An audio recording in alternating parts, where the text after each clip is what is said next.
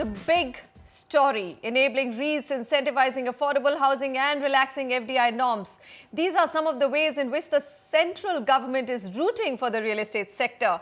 So can the state governments do any less? Well, they seem to be competing. The Maharashtra government, for instance, has passed several measures to benefit the realty sector within the state. Nikhil Sivadas joins us with the details.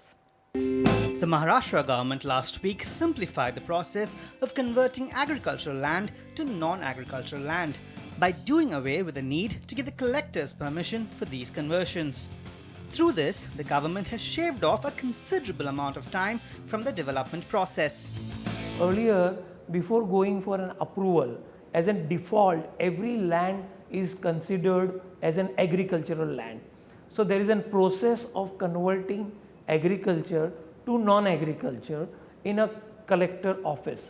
Now this was a very tedious process. Sometimes it used to take a year. The government has really done away with that whole big process, and this will really create a good supply chain.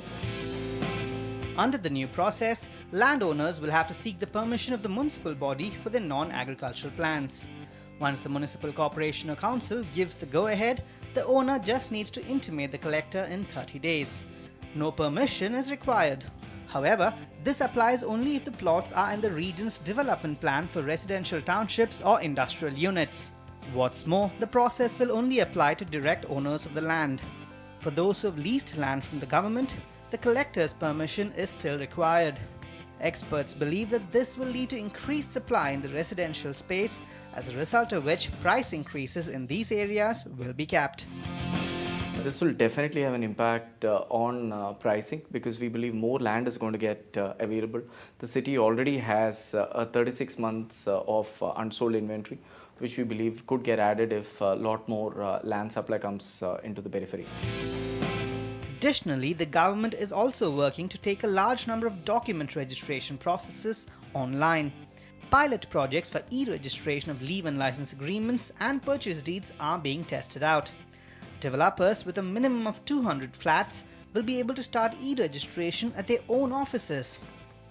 Developers will need to install biometric devices, web cameras and digital signature equipment to carry this out.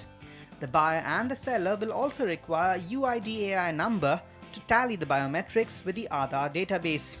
Typically, these agreements account for nearly 55% of documents registered in Mumbai. Andhra Pradesh and Tamil Nadu, where a few years back when the government implemented these projects, the markets became a lot more transparent.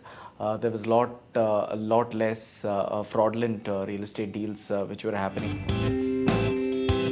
The state government seems determined to incentivize the realty sector as much as the central government has done. And with assembly elections around the corner, experts believe that further proposals to cut red tape and approvals will soon be coming through. From Mumbai, Nikhil Sivadas, NDTV.